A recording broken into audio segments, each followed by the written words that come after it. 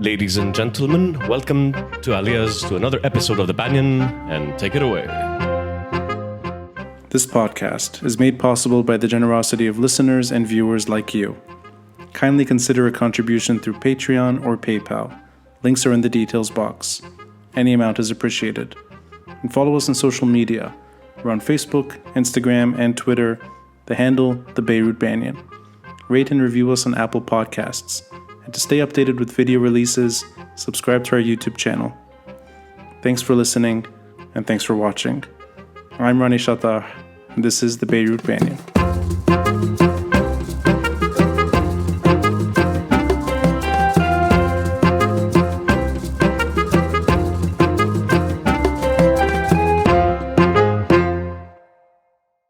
First of all, a round of applause to this gentleman, Samir Bayham. An audio expert and a magician. I don't know how he does all of this, but he's been by my side since February. And now we're going to Hamdoun in a few weeks as well. We'll be traveling Lebanon, taking the podcast live, different places. Tonight's unique for me because it's not politics. Is it not? Not the way I understand the usual discussions that take place day in, day out. This is a relief. Because you're a talented writer, you have a musical way of writing. It's almost lyrical when I read your sentences in French or English. Thankfully, Google Translate does a good job. So I enjoy your pieces, and I've been reading you for some time. And the idea for this episode started in my mind about maybe 7 months ago, 8 months ago. We were together in Union Marks watching a concert, an obscure concert in an obscure industrial hall. But I think we were drawn together in a way. We started talking about the mess that we live in. And then I realized it's time I have you on the podcast. Thanks to William and Neve. I don't know if they're here still. Maybe William left already. He's outside. William told me you can only do episodes in Aaliya's if you bring Camille Ammoun to Aaliya's. So you're here. And it's an honor to have you here. This is not a very structured episode. I wanted to focus on your love for the city, maybe your writing technique. I think of you less in academic circles, even though you're affiliated now in an academic institution. I think of you as a gifted storyteller. And it's funny because what you write, and the way you write, and the way you walk through Beirut in your writing is what I did for 15 years. I walked and talked across Beirut. I kept the tour simple. It was called Walk Beirut. No confusion. And then I realized that's what you're doing too. But you're doing it your way. So I'll get into my way as we discuss. Let's start though with your writing technique. Before we get into the articles, really the way you write and this creative nonfiction element you have, why do you use that technique? Why do you lean on first-person narrative, which is not easy to do? In particular, nonfiction, but you use it and you use it well. Why you use that technique? And maybe, as we talk, why you focus on certain sites and not others? Because sometimes they're typical, sometimes they're not. So let's begin with the writing technique. The writing technique, yes, it's important because it gives the shape to the text that is produced. I have this obsession of transforming the street or the urban sentence into a literary sentence. I've tried to do it in Dubai, which was much more difficult than in Beirut because the sentences are not easily readable. And when I came back to Beirut in 2018, and when what happened in 2019 happened with the uprising or revolution, we can argue on how we can call it. My publisher called me and asked me if I could write something on what was happening in Beirut. And I chose specifically to stroll one street, this street,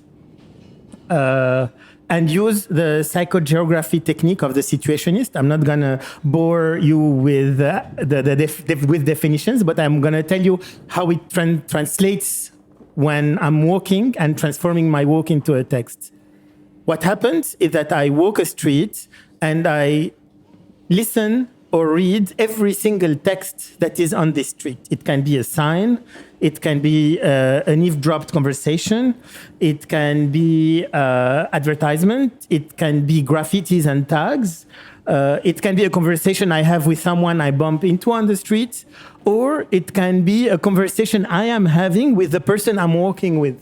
Because the conversation I'm having with the person I'm walking with, in my understanding, is part of the text of the street because it was generated from the street.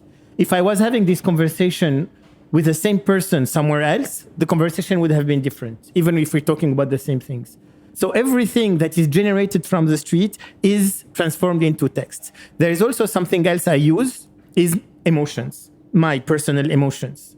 When I walk on a street, I can feel excited, I can feel stressed, I can feel comfortable, or feel some discomfort. Sometimes I can feel fear, depending on the surrounding, the environment, the people, the lighting, the situation. And all these emotions are also part of the scientific description of a street according to the situationists and psychogeography. All of this create what you call the nonfiction narrative, which is not always non-fiction. Sometimes it is fiction, but it is fiction with a purpose that needs to describe a reality. So you're leaning on narrative more than actual facts. Is that a safe way of really generalizing your work? I use facts to nourish my narrative. And the ultimate goal is a narrative, is a text with some aesthetics. As you said, musicality, flow. If I was not writing something I would like aesthetically, I would not write. I don't write to as a journalist to describe a situation, but the situation produces a text that if I like it, I write it, or I write it in a way I like. So we'll get into certain sites and maybe why you prefer certain places versus others. But with your permission, I want to go down this road of psychogeography. So what exactly does that mean? And even there's a piece you wrote, Not Resilience, Subsidence. This is early 2022. You actually referred to that phrase as something, it's almost like it's your writing technique and it's in the piece itself. So let's go down that road. What exactly does that mean? Well, psychogeography evolved over time a lot. The term was coined by a French philosopher, Guy Debord. For him, psychogeography, or how he envisaged psychogeography, was like a human science, a humanity, that would describe how the geographical space, the urban geographical space, transform people's behaviors and emotions. So he wanted to study that in a scientific way. This did not work. And many years later, in the 90s, some British writers started using psychogeography as a writing device, walking in order to write. So that was a device used? Yes, exactly. So literally embracing all the senses and then jotting down how you feel. Exactly. The reason I'm going down this road, I always thought this was an unfavorable way of writing. In other words, reflexivity or the personal narrative. I always was trained to do the opposite, meaning step away from it. But you're jumping straight in. Yes. So that's a tool already established before. And what's his name, the French philosopher? Guy Debord. But for Guy Debord, it was not a literary device. The writer who made it a literary device and is a British writer called Ian Sinclair. Okay. And what he did, he walked in London, the M25, which is the ring of London. Yeah. He walked the whole ring, which is a long highway and difficult to walk. He walked it and he wrote his walk describing everything he saw: parkings, pubs, commercial centers, malls, forests, industrial sites, etc. And he digressed. So every single ordinary object is a pretext for an extraordinary digression. And also he used this writing, and he really positioned psychogeography as such to contest the ultra-liberal policies of Margaret Thatcher at the time. I see. So what I did the same thing, walking this street, the same literary technique, but also I used the political aspect that Jan Sinclair used to contest the corruption of our political class. So the corruption and addressing that almost through urban planning, that's where it becomes political in your writing. Exactly. Because I noticed that even in this article, Not Resilient Subsidence, you even talk about abuse, but it's not physical abuse, it's corruptive abuse. It can be physical abuse. It can be physical abuse. The 4th of August was physical abuse. Yeah. And there are other many ways physical abuse took place also on the places, on the squares during the demonstration. Physical abuse, if we go back in history, civil war was a physical abuse, because I always say that wars are waged by people who wage it against people who do not wage it. So I thought of the word abuse, and this is, again, the great thing about your work is that there's a bit of imagination and you can kind of take what you want from it. I thought of extortion more than anything. Is that also at least part of that word abuse? Definitely. Financial extortion, yes. Abuse, political abuse, freedom of expression, all these. Yes, definitely. And if I talk about abuse, it's because I talk about resilience. And resilience, a person who is resilient is a person who has went out of their trauma and is starting to reconstruct themselves. So they are not abused anymore, and that's why they can start their resilience work. We are, as a Lebanese people, we are still under the grip of our abusers. As long as the abusers are in power and are abusing us, we cannot start our work of resilience. In the piece, you even define subsidence. Subsidence, yes. Subsidence, yes. Yes. So I'm going to actually use your words here. A geological term, the action of dropping below ground level collapse. Yeah. That does not resonate in all your articles, but it is heavily emphasized here.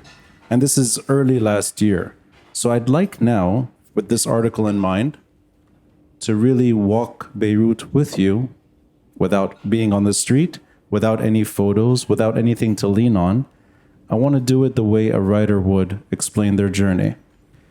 All of these articles go from the easternmost sector of the city, so Birish Hamoud, and just beyond the city's limits, to Sarai, to Antari Hill. Yeah. So just beneath the Sarai.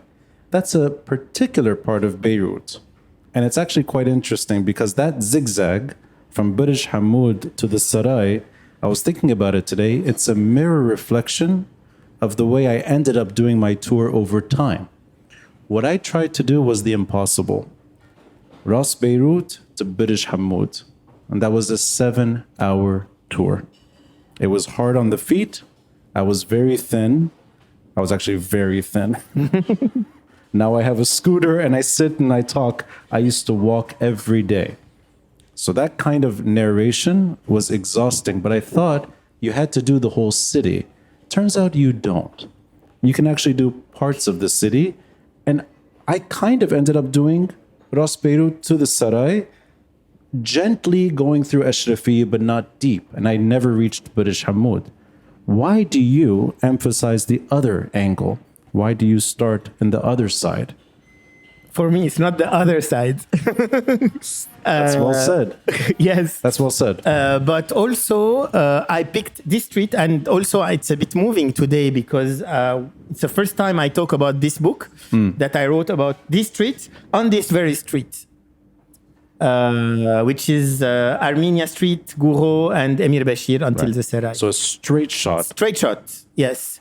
I picked this street because the whole voyage or the whole travel along this street tells, and I realized that after thinking of it, all the facets of how the corrupt system has changed the city. And also I realized that I have like between 12 and 15 steps or stops, that each one describes a facet of this corrupt system. I start at the at the landfill between Burj Hamoud and Jdeide. Right. Before I go back to the landfill, each one of these steps is a pretext for a digression. I was told you, Jan Sinclair, when he walked the M25, did lots of digressions. Digressions are at the core of my practice because the text is not structured by usual outline, first chapter, second chapter. It is structured by the street. Yeah. So every time I digress, if I do 2-3 steps further, it brings me back to the street.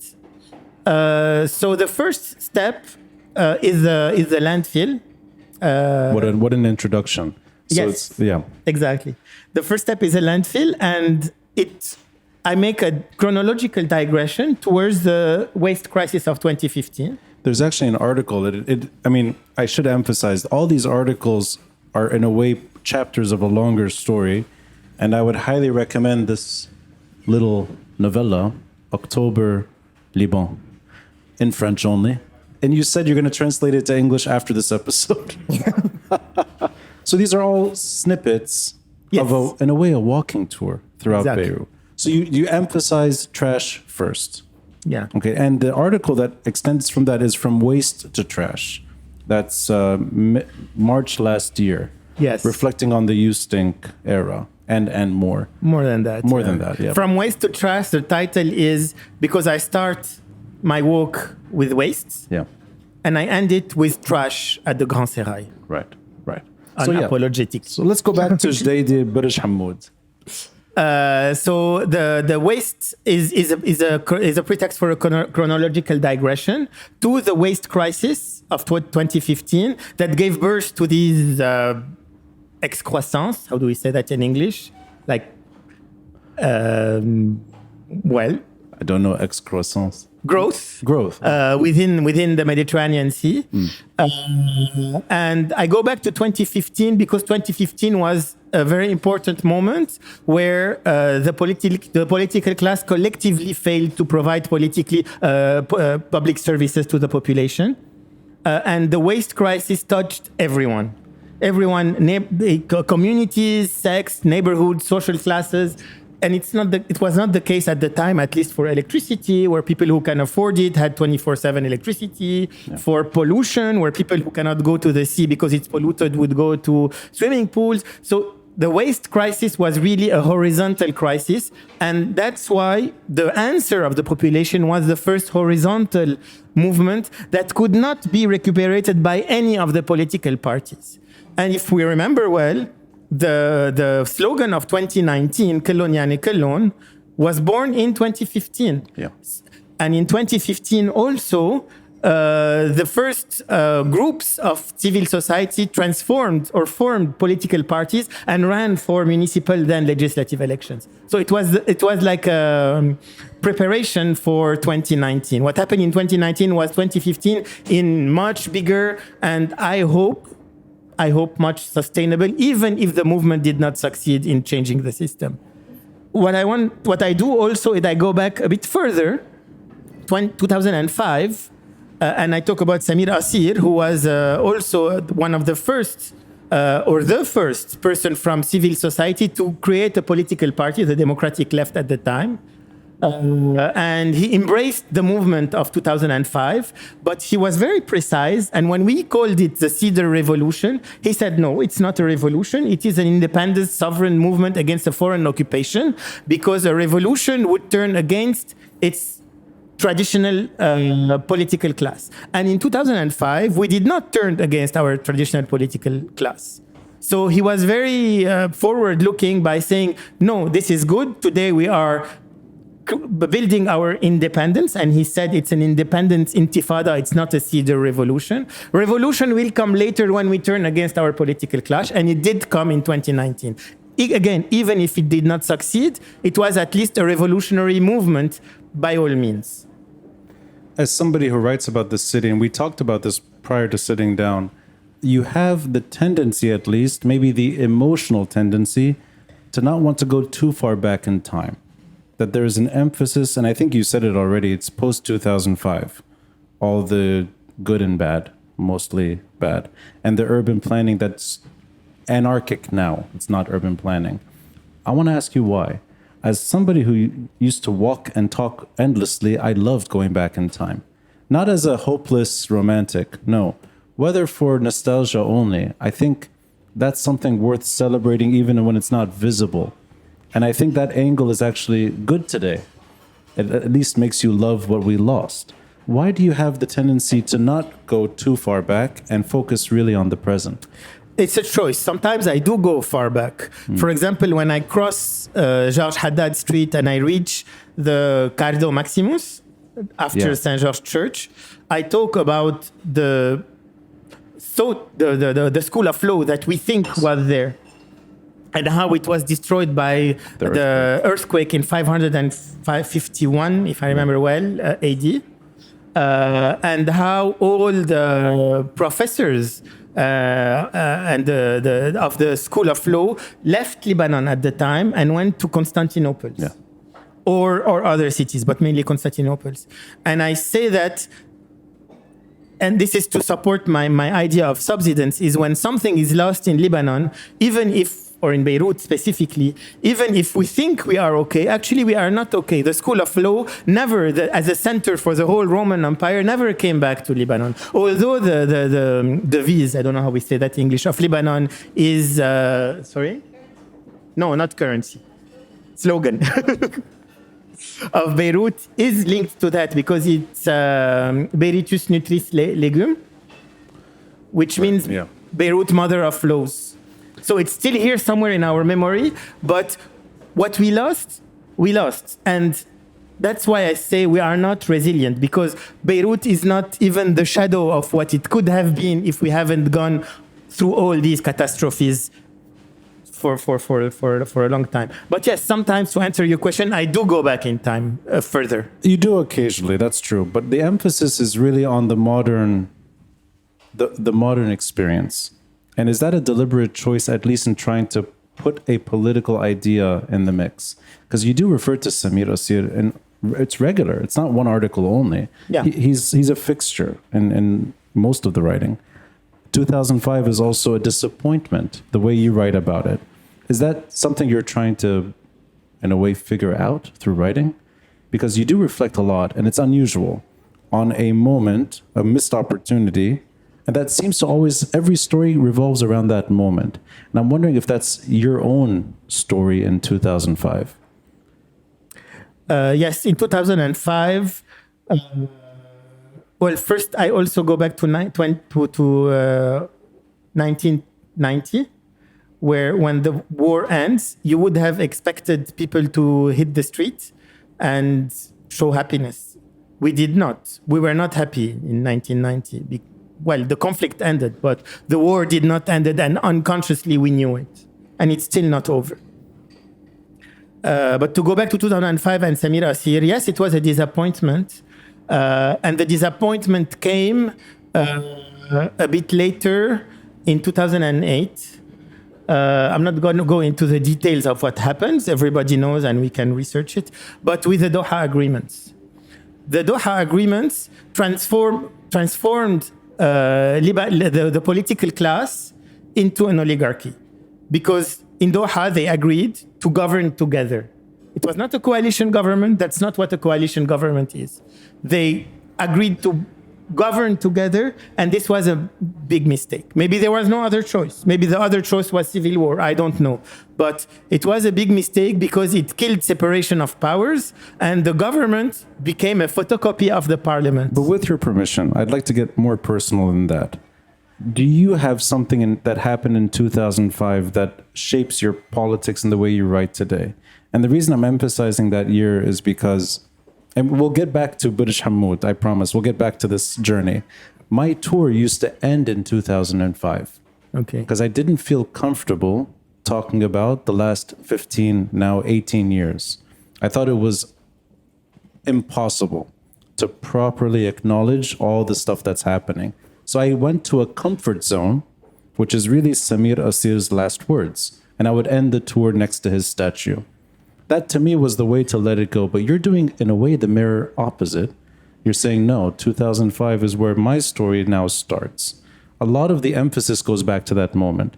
So can you just in a way, bring back to life your experience here in 2005. Were you on the streets? I was abroad, but I was in Paris, but I would come to Beirut. And when I was in Beirut, I was on the streets. And Yes. you mentioned civil society. Did you identify yourself as that back in 2005? And I still do. You still do? Yes, I still do. Well, civil society is a tricky term. Yeah. I think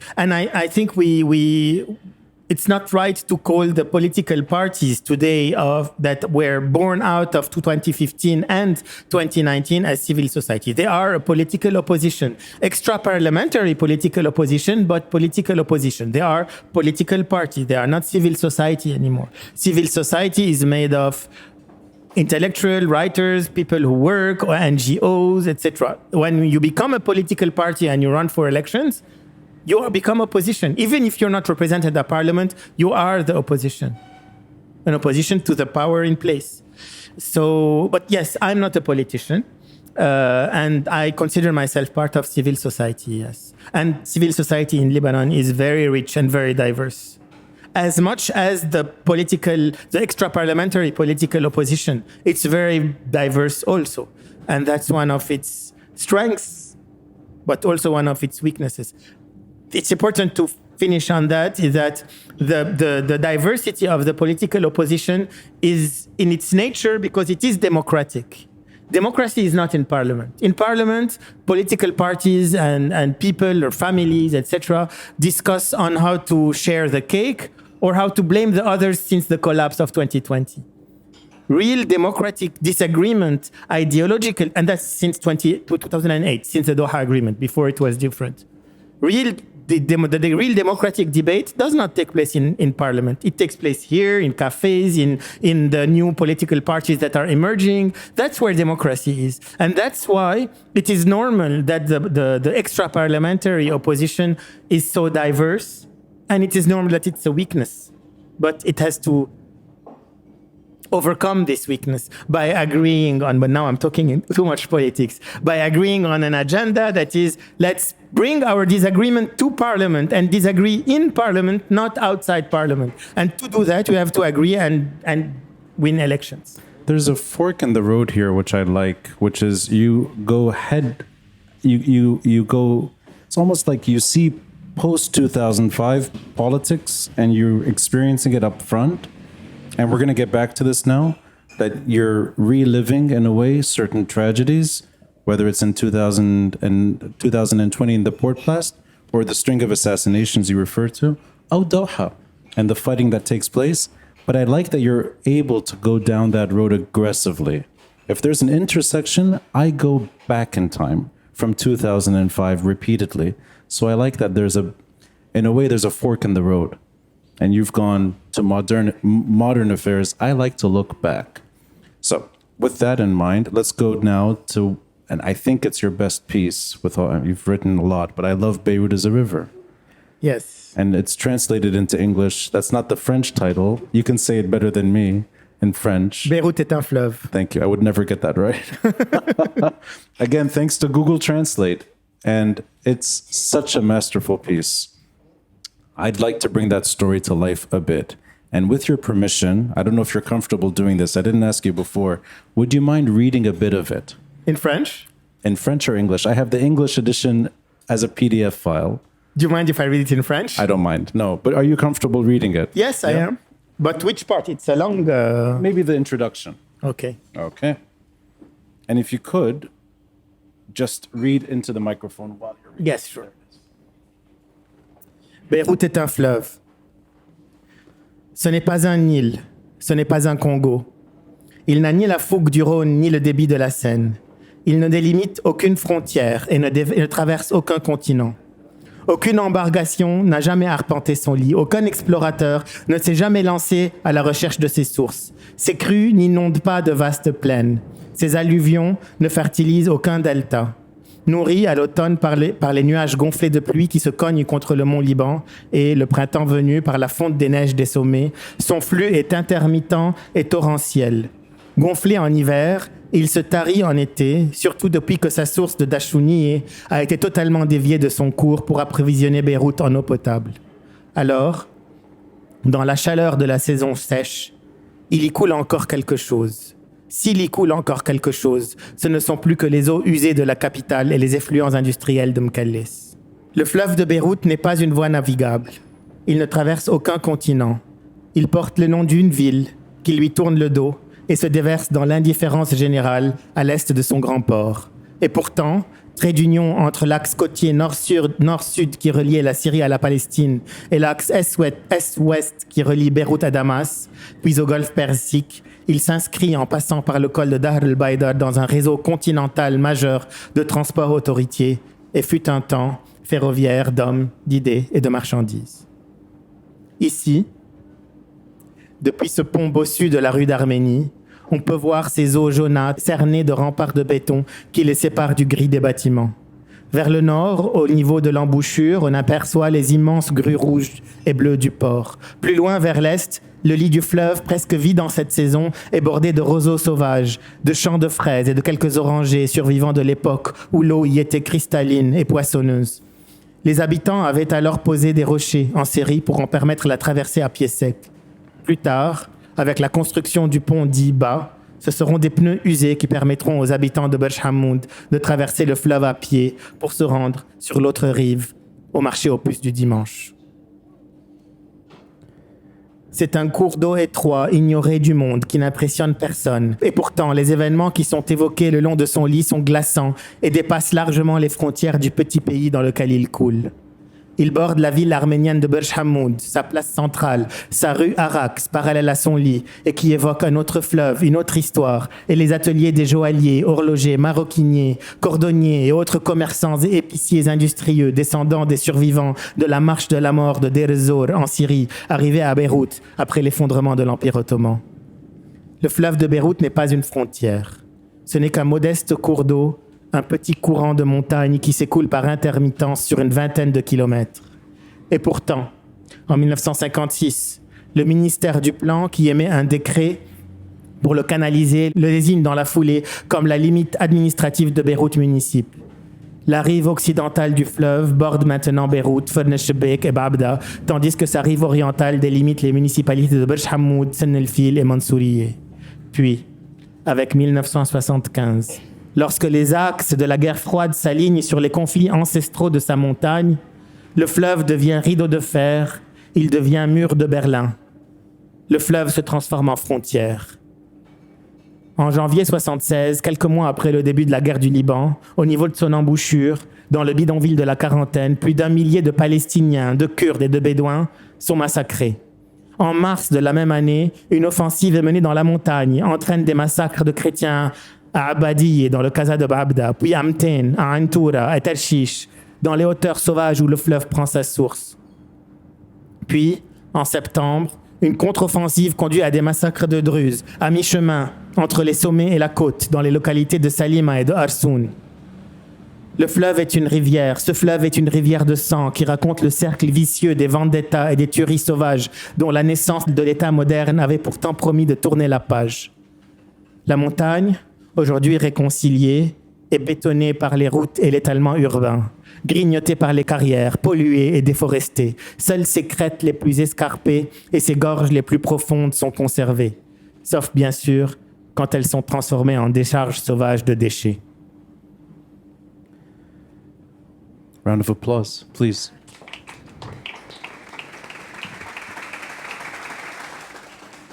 I don't know what to say after that, but that's makes me want to study French again, get my bescherel, conjugaison, try to figure it out. It sounds so much better when you read it out loud in French. But I recommend anyone who doesn't speak French or read French, just go to Beirut is a river, write your name there, it shows up in English. Okay. And I read it 3 times. And I want you to walk me through how this article came about. Are you literally walking on that bridge from Burj Hammoud to Maram Khayr? Yes. The river is one of the 12 steps of the book. And in Octobre Liban, I don't talk about all these political elements. They came later to my mind. So as I told you, for the waste, I did a chronological digression, and the walk brought me back to the text. Yeah. The river is a pretext for a geographical digression. I go back in my mind to the summit, to the source. You know, there is this whole romantic quest of the sources of the Nile or the Amazon, etc. Well, and I start this text like this. This river is not an Amazon. It's not a Congo. It's not a Nile. It's just a little insignificant stream. And it's very polluted and it's dry most of the year. But I still am going to go and look for the sources. Like have this romantic quest of the sources of Nahar Beirut. And what I find is, first, so many of the contemporary problems of our contemporary world that are exacerbated in Beirut. First, I find the urban sprawl, deforestation, illegal carriers, which stones are used to cement the coastline. I also find the history of massacres, because I realized, although I know subconsciously, that as soon as this goes out of Beirut, the river was a divide between East and West in Lebanon, the political East and the political West. But it was also, at the time, superposed with the Cold War. That's why I say at some point, the river becomes a prolongation of the Berlin Wall. Yeah. And interestingly enough, it falls. This border falls in 1990, a year after the Berlin Wall, for the same reasons. So it shows also the place of Beirut in the world, and that's the name of my column. All the 12 columns are called Beirut in the world, because each one is also a pretext to replace Beirut in a global context, and say how Beirut is exacerbating most of our contemporary problems, whether it's environmental, climate change, sleepwalking. When we walk eyes closed towards the cliff, we are sleepwalking. The war in Ukraine is sleepwalking. Where are we going? Climate change is sleepwalking. We're not doing anything. Let's not fool ourselves. We're sleepwalking towards a catastrophe. So Beirut is at the forefront of these international problems, but on a positive note, maybe it also holds the solutions to these problems. And that's why it's important to the world, I think. I've stood on that bridge my whole life. I've crossed that highway bridge and the side road my whole life. I've done episodes with urban planners that like to show how it looked in the 1920s, or even earlier sometimes, Ottoman Beirut.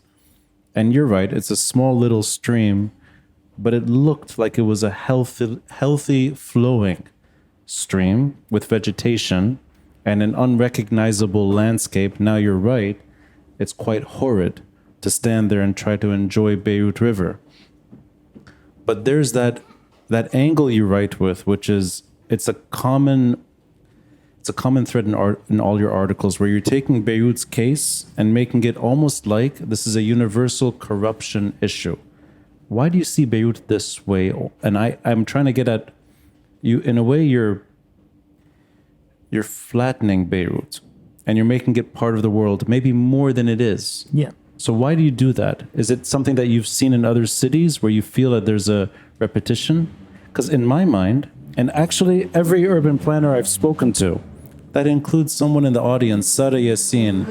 Oh, there she is. I did an episode with her. Half of it was about her leaving Beirut Medinati on the day she left Beirut Medinati. The other half was about urban planning. I don't sense from most urban planners of that universal message. It's more that Beirut's case is quite unique and quite uniquely problematic. You're saying the opposite. So how did you come to that conclusion? I'm not the only one. who thinks like this. There are lots of writers, and usually writers who think like that. Dominique Edde wrote about that. Sharif Majdalani wrote about that. A French philosopher, Pierre Parlant, also who spent some time in Lebanon and wrote about Lebanon, a book called Karantina, put Beirut in a global perspective like that. So it's the angle of not being an urban planner when writing. You're allowed to be more... No, I really think that Beirut has this in it, that it is like the center of something in the world. It's in a way central, and it exacerbates all the problems of the world. Dominique Edde writes that Beirut is at the forefront of our global apocalypse. Which is a bit of an exaggeration. It's a bit of an exaggeration, but that's what writers do. Okay. They exaggerate. So it's the imagination afforded to creative nonfiction, that you can take a city like Beirut and almost let emotions guide you there. Is that a fair way of saying it? Because it's the same process, Ronnie, that I did in Dubai to a certain extent in Paris. Although I did not write about Paris, but I wrote about Dubai a lot. The same process, the same exact process, did not lead to the same conclusions. Oh, I see. So I think, and I don't think we need to define it here, or I feel that Beirut has something. Other cities have other things that are very important, that make them central to global trends. But I think Beirut has this in it, and that's also maybe why it's so attractive to people who come and discover it. I see. While it is a city that is collapsed, that is suffering, that is destroyed, that has been destroyed and not rebuilt as we think so many times. It has scars, and still there's something that attracts people, that is not describable, that is not definable. So the familiarity and the collapse we've lived with is a shared experience. That you would be comfortable saying that. I can't see it that way, unfortunately. And maybe that's prejudice. How do you see it? I think I'm prejudiced. Maybe I'm too biased. Maybe I'm actually reading the room wrong entirely. I see this city's problems as severely unique. And that's maybe why it becomes more attractive to people that have never seen anything like this.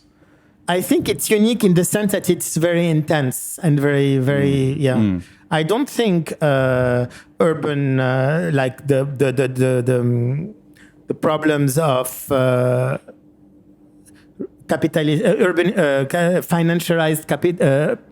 financialized urbanism financiarisé, are a local problem. They exist everywhere. In Lebanon, they wiped out half the city more than the war.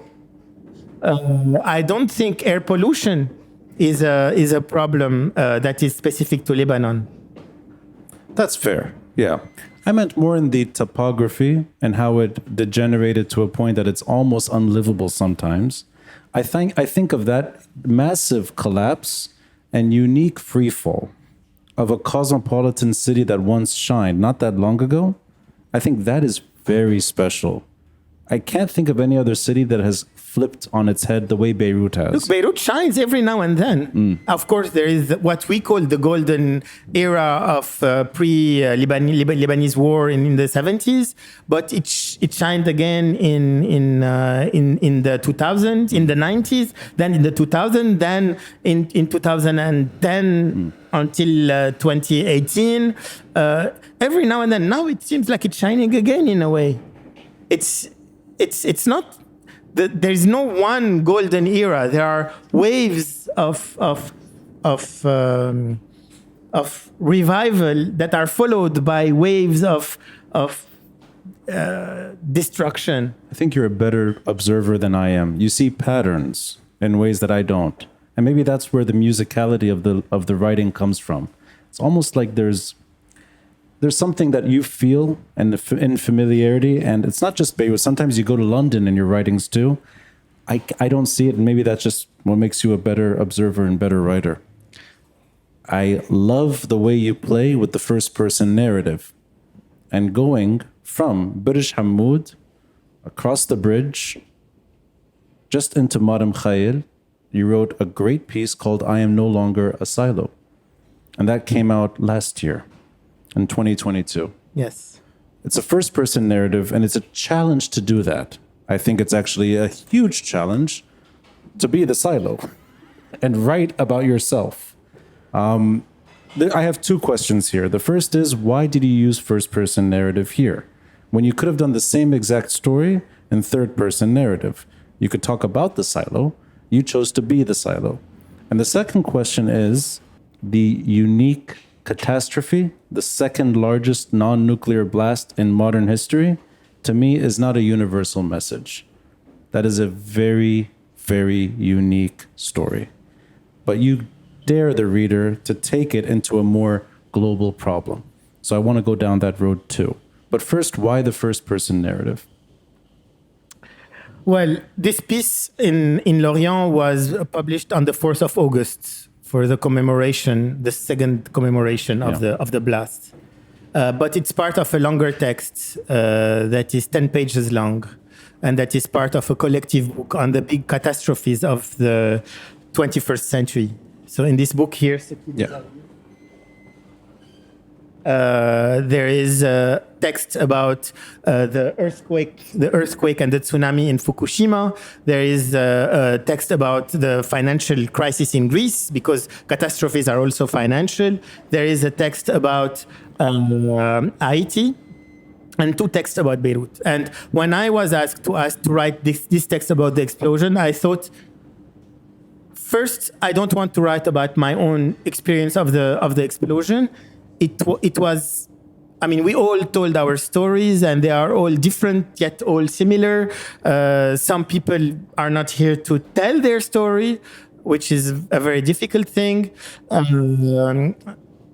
And I also, when looking at the explosion and how I, as a small, tiny human, lived it, I saw it. It was so big, so inhuman in size, in scale, in impact, that nothing would be able to describe what happened, except something that is as huge as a silo. And that's why I decided to make the silo speak. And the silo saw things that we will never see.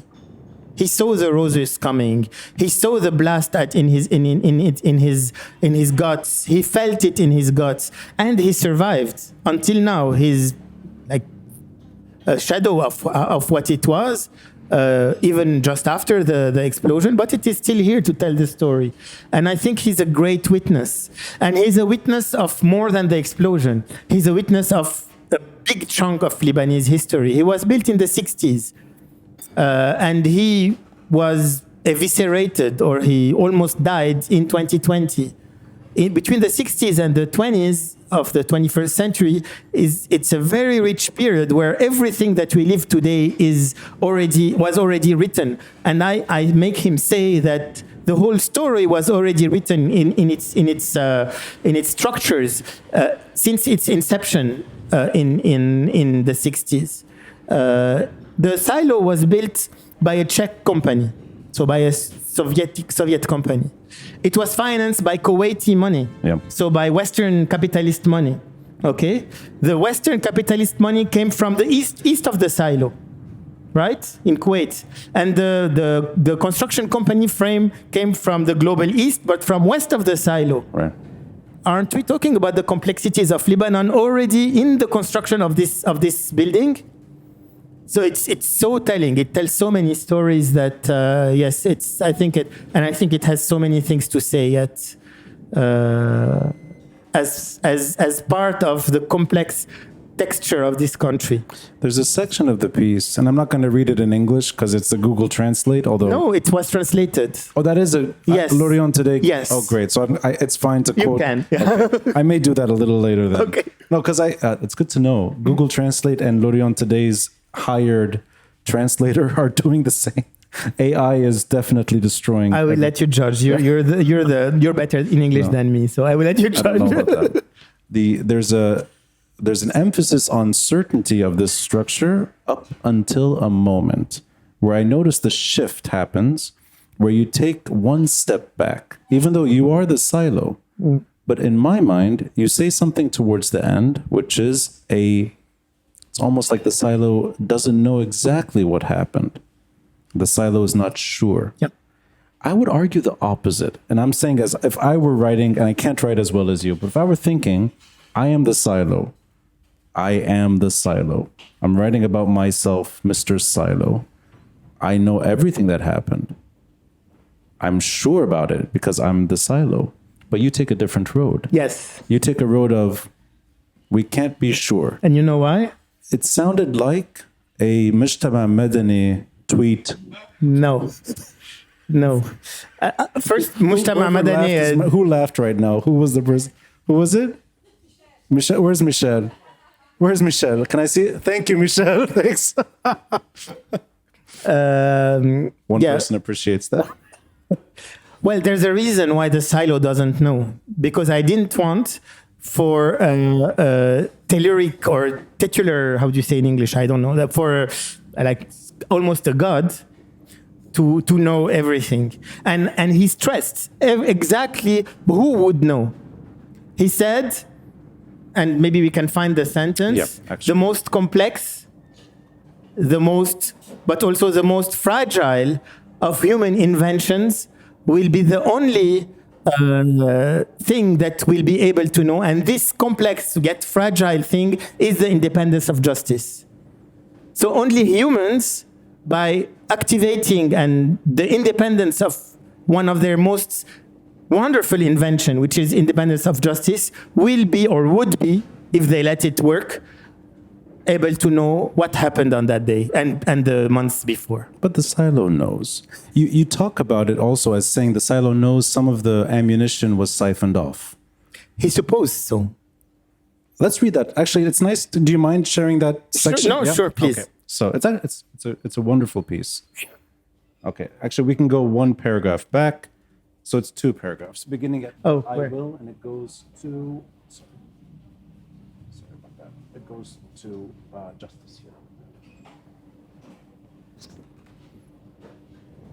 But I will try to stick to my fatal encounter with this Moldovan-flagged vagrant cargo ship, the Roses, and especially with its ammonium nitrate cargo. Sold at auction by its bankrupt Georgian manufacturer, Rustavi Azot, it was bought by a UK-registered shell company, Savaro Limited, which promised to sell it to the Fábrica de Explosivos Mozambique. But with empty coffers, unable to pay for the passage through the Suez Canal, the Roses stayed at Beirut, where it was abandoned by its captain and crew, by its owner, its charterer, and even by the Mozambican sponsors of the cargo. On October 23 and 24, 2014, the Beirut port authorities unloaded the bags of ammonium. On February 18, 2018, the Roses sank on site.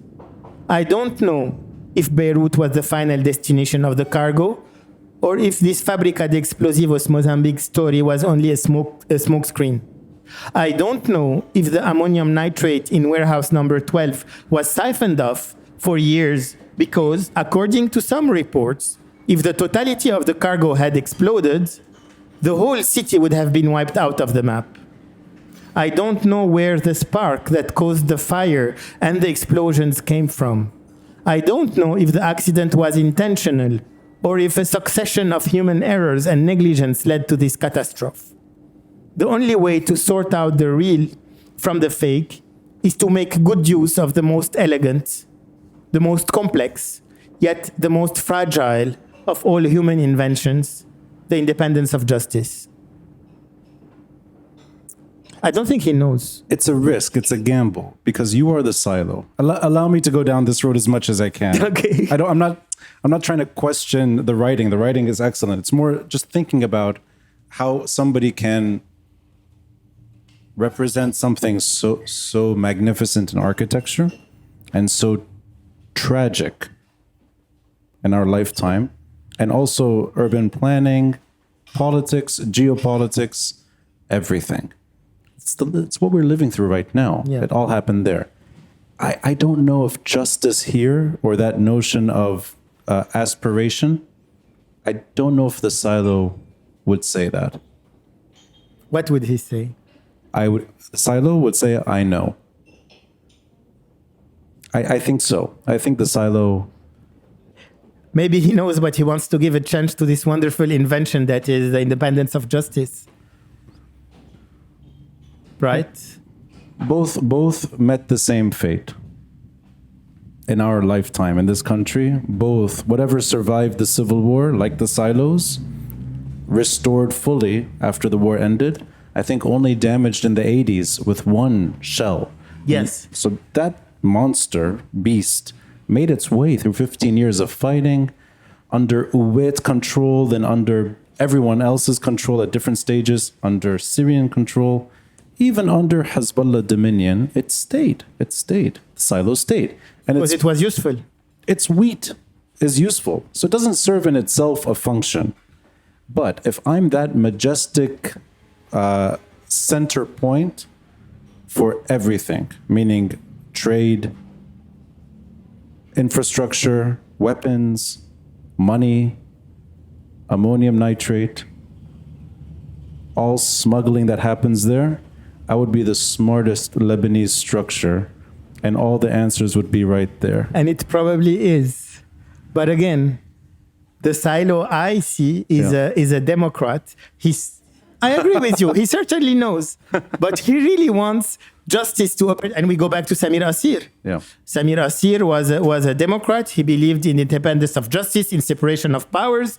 And when he was, I will not go into the details then, but when the generals were put in jail, he said, I want them to have a fair trial. I want them to have a fair trial, although they persecuted him. I think the silo is a Democrat, and he wants independence of justice to be reinforced, especially in a country like Lebanon, where everything can give justice its independence in terms of competencies, culture, history, etc. We just talked about the School of Law. So I think the silo has the longue durée on his side. He doesn't care. Anyway, he also says it. Maybe tomorrow I won't be here, and probably he won't be here tomorrow. He doesn't care. His legacy will be the independence of justice, and that the criminals will be persecuted. You took on the challenge of being a silo, and it delivers in first-person narrative. I want to go from the silo, though, towards Martyrs Square in downtown. I know we're jumping over some terrain here, but the reason I'm jumping from the silos straight to Martyrs Square is because that's also a part of the city that's erased. Yes. Albeit not through that standard form of violence, more through urban planning catastrophe, and prior to that, civil war destruction. Yeah. So Martyrs Square downtown, all the way to Antari and Antari Hill, Sarai, that's the green line. Your writing goes back in time there deliberately. So that is one chapter of history, one location where you bring Ottoman Beirut back to life. And that's, I think, quite important that downtown was the center point for the city. And downtown it's where everyone met. And you write about it that way. So you honor the role of downtown. Can you walk with me a bit in how you do that? And I will, on the other end of that, show you how I used to do it on my side. Yes, with pleasure. I'm going to use languages. Sure. When you walk from Daura to Riyadh Salah, you hear several languages. First, you hear Amharic, Tagalog, and people, domestic workers who has Arabic as a lingua franca. So you hear a nascent Creole Arabic that is being born in the early neighborhood of Daura. Then you enter Burj Hammoun and you start hearing Armenian mixed with Arabic. For the oldest people from Burj Hammoun, you hear also Turkish. You cross the bridge and you enter the gentrified neighborhoods of Jemaise Maram Khayel, and you start hearing alongside Arabic, French, and English mixing all together. Sometimes still a bit of Armenian here and there. And when you cross the George Haddad Street, silence. Zero language, no language, because nobody's there. until the Grand Sérail. Yeah.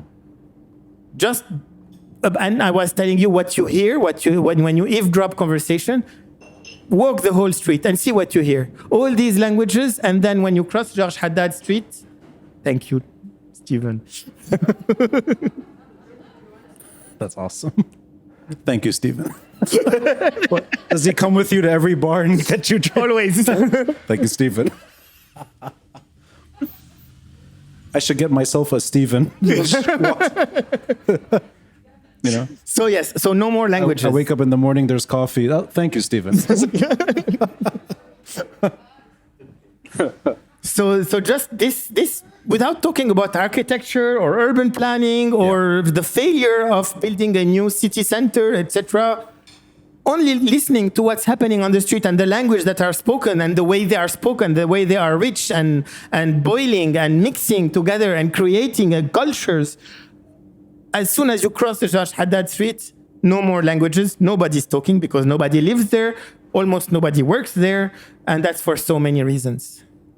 So you're willing to say something which is unpopular in most circles today. I think when people talk about narrative and history, you're honoring something which is, I think, is good.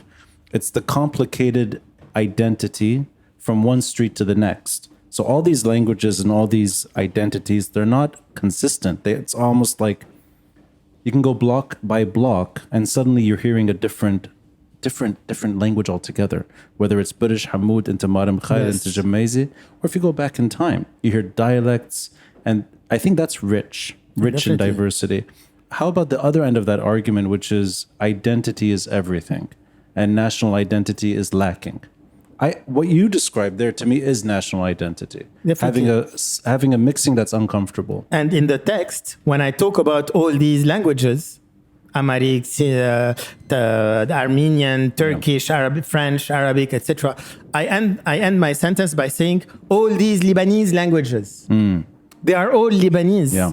People speak these languages in Lebanon, so and there are communities that are established and have been there. Let alone their papers or what they do or how they are living here. These are Lebanese languages. And complexity is definitely a wealth.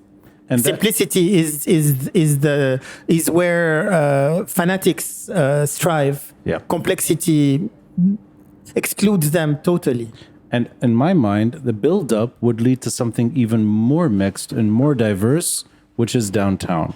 And rather the opposite happens, like you said. Suddenly it's emptiness, no voices. So let's go down there a bit. How are you writing that? Are you literally are you using all your senses in downtown to try to explain the emptiness? I always struggled. I struggled so much with trying to bring downtown back to life. So how do you do it? What is your preferred technique? Alone? Yeah. I cannot, but all together, we brought it back to life several times. And the most recent time was in 2019. It was when people were criticizing the uprising, saying it's a kermesse or what. This is what a revolution is. This is what an uprising is. You have places where people had fun, listened to music, go with babies and kids on strollers. You have places where people sold books and dera, corn, or sell coffee. You had places where people would learn things under the tents and in the egg, where people who come and teach people on what is separation of powers, what is democracy, etc. And you had a violent point that is also very needed. I'm not a pacifist. At Riyad al-Salah, where the most violent people were confronting the police, the darak, and the Haras al-Majlis. Yeah. So a revolution is all of this. And Beirut was the city center, the whole city center was alive in 2019. It was back to what it would have been, and I didn't know in its alive history before 75. Yeah. So yes, and I think it will happen again. Again, we're talking about waves. I think it will happen again, and it will go a bit further. Not enough for most of us, but it will go a bit further next time. Like every time it went a bit further. So I will go down that road in a bit, but let's compare, and you do deliberately do this in the writing, in the article. You talk about the differences between 2005 and 2019 and how people showed up in downtown. Yes. And if memory serves me right, the exact difference is people flocking to the city naturally versus being bussed in. I thought, and we're of the same generation, I thought that was a bit unfair to 2005. But you made that distinction clear. So is that almost you're letting go of 2005 by acknowledging something that in your mind is more beautiful or more meaningful? I was disappointed by 2005. And no, in 2005, I was so hopeful and so excited. And I didn't care if people were coming by buses, if these buses were financed, if this was supported by half the political parties. I was totally with them and totally hopeful of them. But then I got disappointed. Again, I'm not a politician. I don't know what they should have done. But 2008 came and they avoided civil war. Is this to put out their credit or not? The fact is, this decision brought us where we are today. That's not the 2005 that I remember. See, the disappointment you have and the way you embrace it, I think has produced a lot of eloquent writing. I honor it. I own it. I still think, and this is unpopular to say today, I still think 2005 produced everything else after. I see a direct link. Don't misunderstand me. 2005 has great accomplishments. And as I said, 2005, 2015, 2019, and the next one, every time there are gains that will not be totally retaken by the negative waves that will come back, or the counter-revolutionary waves, whatever we want to call them or describe them. 2005 kicked out the Syrian army from Lebanon.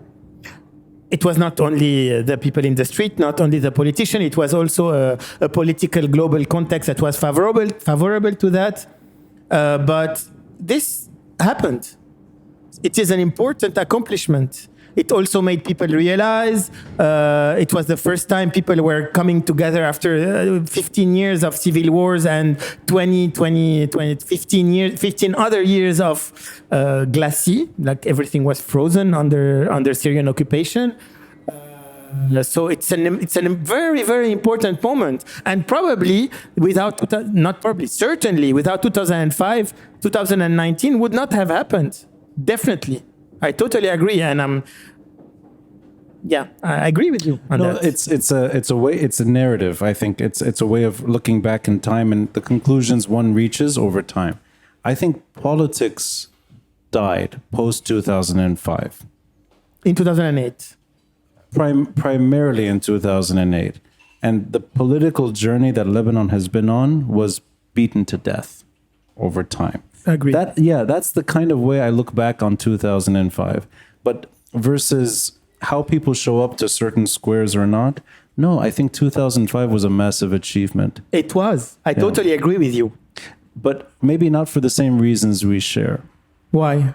I don't think civil society is the noble group in both sides of the story. I think they're doing the right thing, always. For the most part. They stood on the right side of history. But I don't think everyone else was bad. That's kind of where I think there's a lot of narrative issues that happen over time. I think a lot of good people showed up, and some of them did try. And that is not, I think it's more looking at non-civil society in that story and how it ended up being a perverted version of itself. I also agree with you.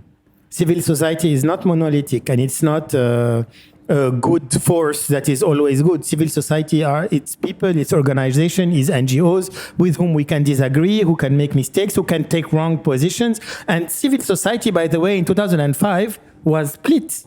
Yeah.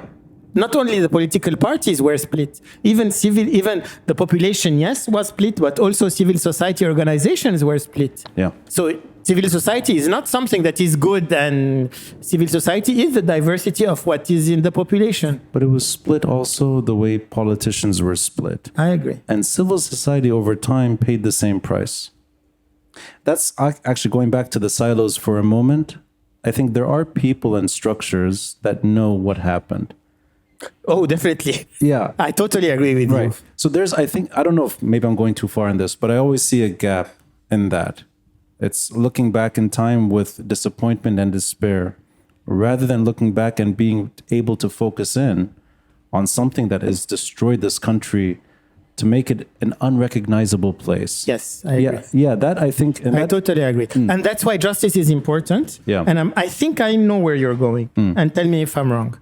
I think that from all the political parties that have ruled, that have participated in the civil war first, or that have ruled together or alternatively for the last 40 years, they are not equally guilty of the situation we are in. I totally agree with you. Some are criminals, some are killers, some are thieves, and some made poor choices.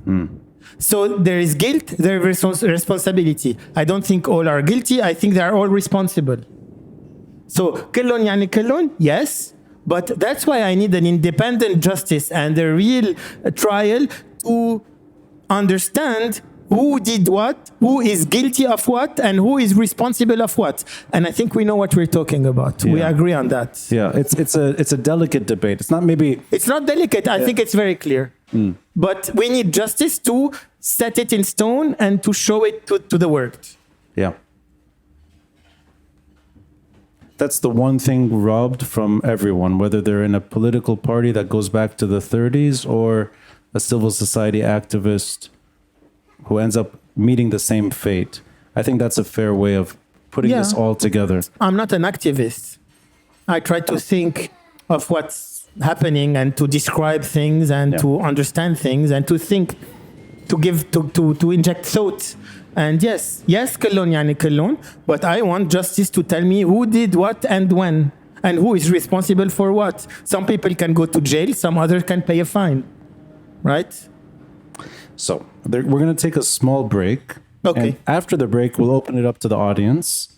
They can ask whatever they'd like about writing, about politics, urban planning. With pleasure. So order anything you'd like. 10 minutes. Thank you, Camille. Thank you.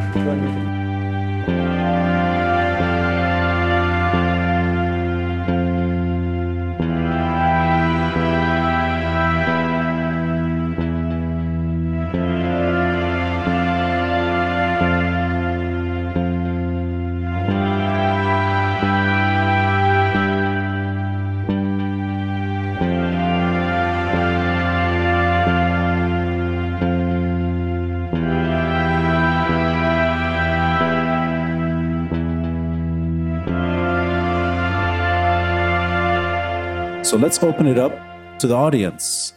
Any questions up front? Sara Yassin. Wow, Sara. Hi, are you ready? No, never. Well, first, it's nice to see two good friends in conversation. Two things. So first, representing the urbanist here, maybe with a fellow architect, I thought it. So when we teach to students meaning of space, we talk about genius loci. And I think for me, well, translation, maybe Camille, you're the better linguist than I am, but for me, genius loci is the spirit of a place without spirit wanting to connotate anything religious. So it's the essence of a place, the layers of memory, history, changes that this place, location, street has witnessed throughout history. And this, for me, is very present in your writing and in your walk Beirut, which I did a long time ago. You did? Yes. Oh, you're kidding? 2008, maybe. Oh, my God. So a place for me as a practitioner, a place has a spirit, and this spirit persists throughout political changes, through maybe even climate change, and we could go into that with Camille. The other thing is, and maybe that's the question of void.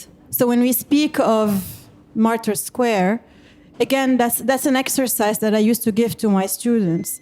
The idea of urban void and the relationship of urban void with narration and the act of protesting. So if we did not have these urban voids in downtown, could we have had 2005, 2019, 2015?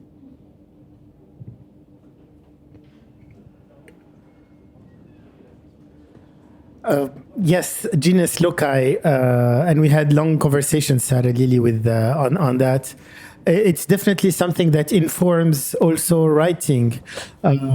When I stop at a detail, at a mundane detail of the street, it always brings back so many things, like the river. You cross the river, maybe someone will not see anything. I saw a border, I saw massacres, and I saw deforestation, I saw climate change, etc. So the genius loci also makes people behave differently because people behaved like this before them at the same place. So there is some kind of continuity. And in the squares, the Martyr Square and Riyad al-Salah, during the uprising of 2019, genius loci was here because people were behaving as if it was the ballad again. It was popular, it was sha'bi, it was happy, it was angry, it was everything you have, all the emotions you have in a city were there and physically there, and people were dividing the place and using the place as if it was a city. And I would have hoped that it would have stayed like this, a pedestrian, public space. A little note also, and I remember in 2019, First, people were spontaneously taking the squares. Then, the police put fences around the place, and we got angry. Why are you putting fences here? But then we got also angry when they took out the fences because we appropriated them, and it was pedestrianizing, making it pedestrian. The whole space. So they created this against their will. They created a pedestrian place by putting fences around the two squares. So and this comes to the I move to the void part. Yes, I don't think it's void. I think it's public space. Scale, yes, but when you see how Arab Spring took off in other cities like Cairo with Tahrir Square, which is a square, which is not a void, or maybe you would call it a void, I don't know. In Bahrain with Pearl Square, that, by the way, they destroyed after the uprising. I think it's a presence of big public spaces that allow people that are allowed to be appropriated by people.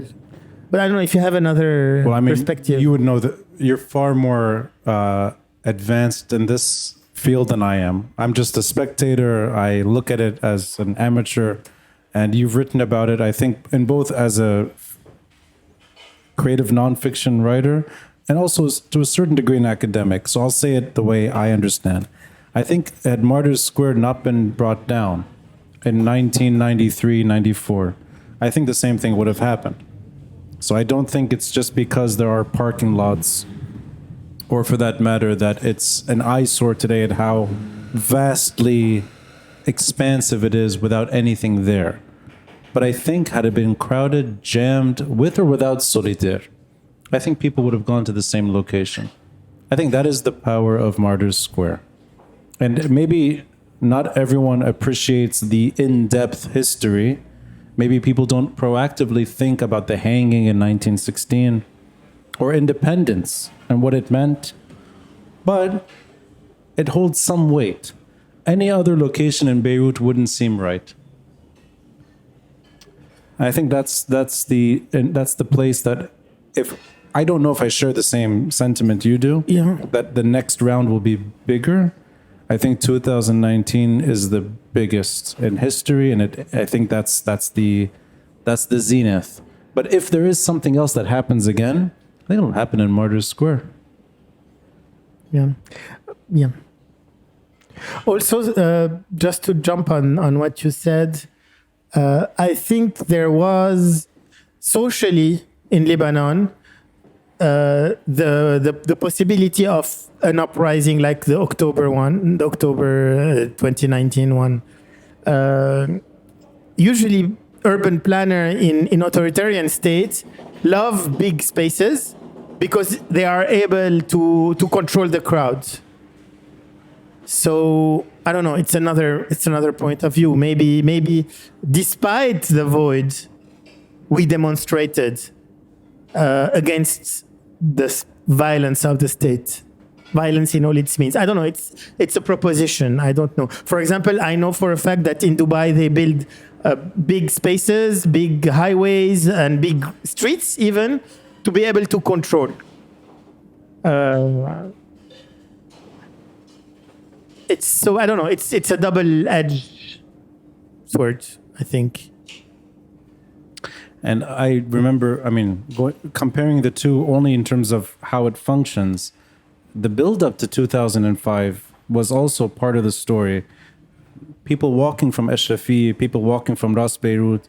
So it kind of made sense too. Yep. It still is the natural focal point. It's a geographical center. Exactly. Even if it's not the urban center, it's a geographical center. And you said it earlier, even when it's dead, it does come back to life when necessary. Genius loci. That's genius loci. Yeah. Which language is that? Greek? Latin. Latin. Thanks. I should have said that in 2008. Are there other questions? Michel. Is it working? Yeah, well, I have two interventions. One that might not be related to the subject, and the other that is directly related to the subject. But I want to rebound on the small laughter I had. Yes. When you mentioned, you said it's a little bit like a civil society statement. I think I was more offensive than that. Tweet, yeah. A Mujtama Madani tweet. Mujtama Madani tweet, absolutely. Yeah. That was fantastic. Thank you, Michel. Do I get a free room at Mishmash? Yeah, definitely. Thank you. No, but you put your finger on a wound that I don't know. I feel that we aren't often aware of the narratives that we use. The Mujtama Madani and like all the way it's been carried by the media, by the people, because funny enough, we consider that 2019 was the Sawra of Mujtama Madani.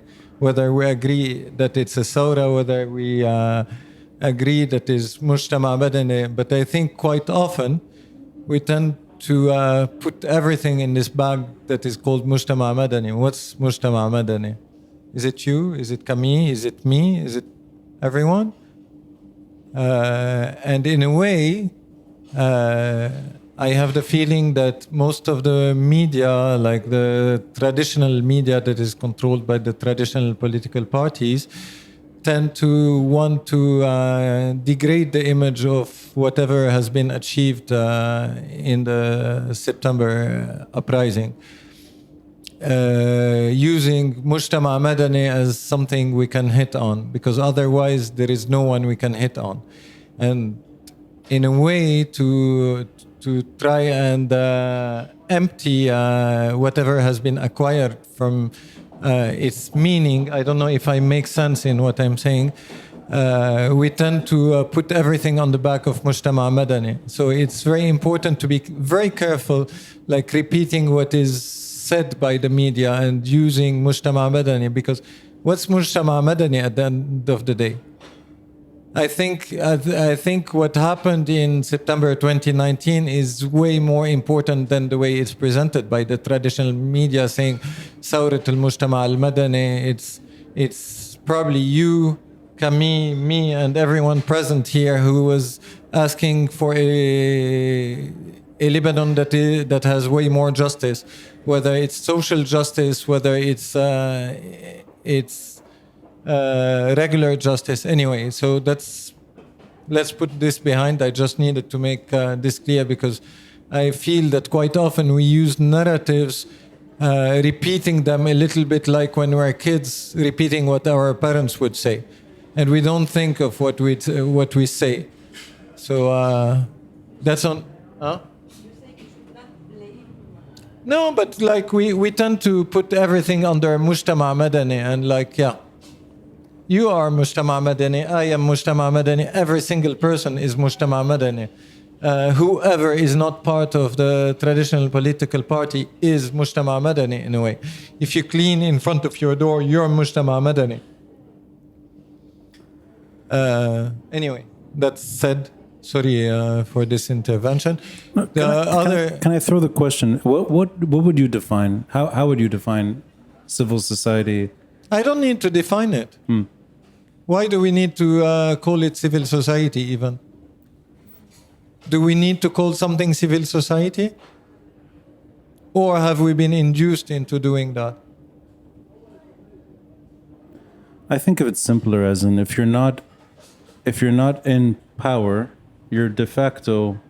Yeah, anyone who's not in power or who's part of the traditional political parties who have been part of the ruling in the past 30 years is Mujtama Madani in a way. Whoever was a victim of the war between 75 and 90 was Mujtama Madani. So it's an empty term for me. Everyone is Mujtama Madani. Maybe that's why you enjoyed the joke. No, but what you said definitely made sense and made me laugh because I agree with you the way you said it. Yeah. Now, going back to one thing about public spaces and especially the Beirut River and Marte Square, it's very interesting because we have two elements of the capital, and I'm very proud and happy to be sharing this with someone who's a fantastic thinker of the city here in presence of all of you. Like we have one element which is the Beirut River and the other element which is Marte Square. Beirut River, which is a small river that is not really a public space. Maybe it could be a public space in a way like rivers are in other big cities, like maybe the Danube is or the Quai de Seine is or whatever place is, but we don't have this in Lebanon. Maybe it could evolve into this. And on the other hand, you have Marte Square, which was recognized as one of the major public spaces in Beirut, and where people have gathered when they wanted the independence in 1916, and it became Marte Square. In 2005, in every event at New Year's Eve, when we had some sort of freedom and we wanted to celebrate, and in 2019. And these places that, or at least Marte Square, that is supposed to be a place, a public space uniting people, is actually a place dividing people when you see how it's emptied of its content, because you don't have a space, because you don't have a place to hang out, because you don't have benches, because you don't have urban furniture.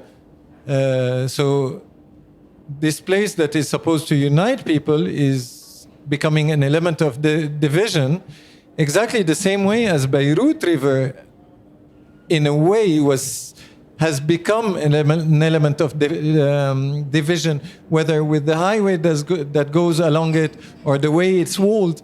And if you think of it in a very pervert way, when the Armenian refugees came and they were settled in Burj Hamoud, nobody wanted to stay in Burj Hamoud in the first place because it was damp areas and it had plenty of mosquitoes.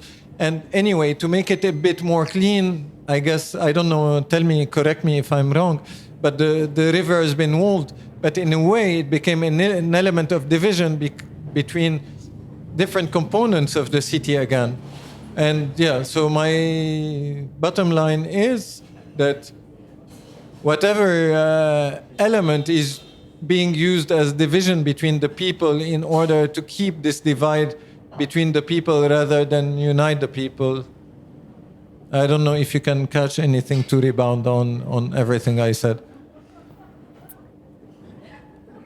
No, I'm not sure. You are you saying that it's intentional? I don't think it's intentional. It's lack of planning.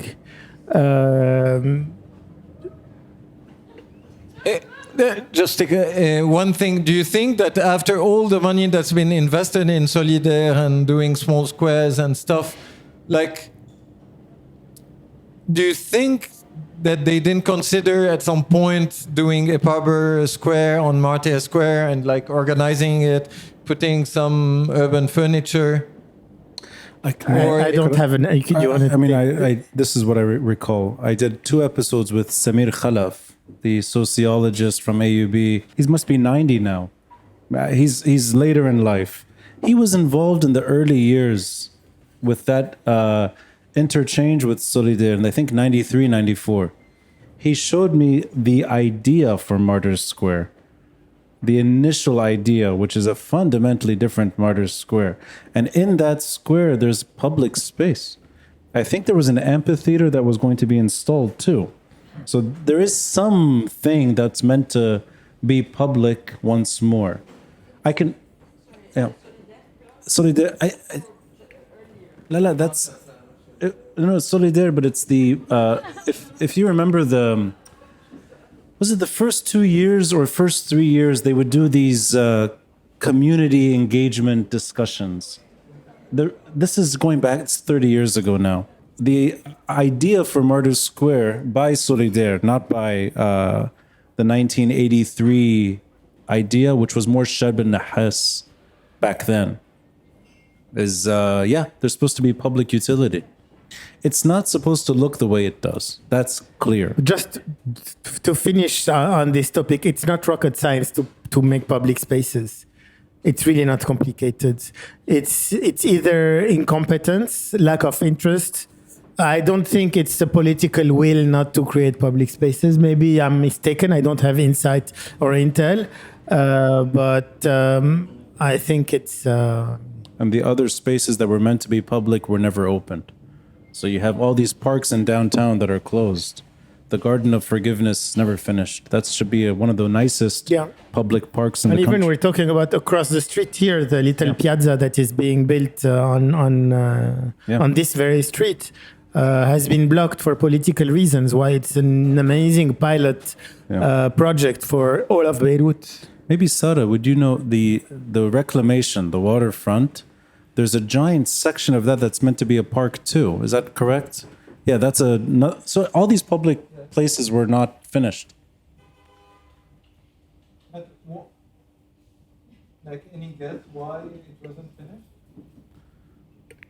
I think this goes back to the whole narrative of our discussion, which I think the answer is it's kind of in the shadow of the discussion. I see everything that destroyed Lebanon, taking that with it. I don't think of it as able to survive with this massive problem left unchecked. So throwing it back in time, I can't imagine the better of urban planners winning when Syrian occupation was the story. It may not be direct result. It's also economic interest. That's true. For real estate developers. That is true. That is not compatible with quality of life and human scale. I'll say it the other way. Renegade, cutthroat, shortcut, neoliberal, whatever you want to call it. This rampant corruption, sometimes referred to as capitalism too. Lebanese version is harder to monitor when you have that paralyzing story from above. True. I think that is what kills all good ideas in this country. So were there other questions? Samir. Time for me to weigh in. All right, so just gonna quick commentary, and I hate to disappoint you on this one, but 2005, yes, I do believe it was a disappointment from day one. But moving on, we're talking Find about another audio expert. No, I'm joking. You're the best. Anyway, so the thing about public spaces is like, I look at it in terms of our beaches, right? All the places that can join us, where we can just come together in different parts of Beirut, yani, and be together, have vanished. All these resorts, these illegal resorts that have propped up, Shudalfi in Beirut, there's only Ramlet al-Bayda, which is a sewage drain. We don't have public transportation, which is also something I feel is very important to bring people together. So the whole, I really do feel that the whole the fact that we don't have any public spaces is just bad planning to begin with. Really bad planning, but also because our leaders want to make a profit, the politicians, so they're not really thinking straight in any form or shape. But what can we do to change that?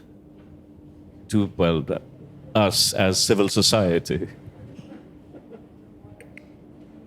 I think sorry, I agree. No, I agree with. Yeah, I just want to add one little thing, because there's also why I wanted to ask that question is because there's also this mentality that we have in neighborhoods where we try to create an initiative and the neighbors want to shut it down because they don't want people from other areas coming in.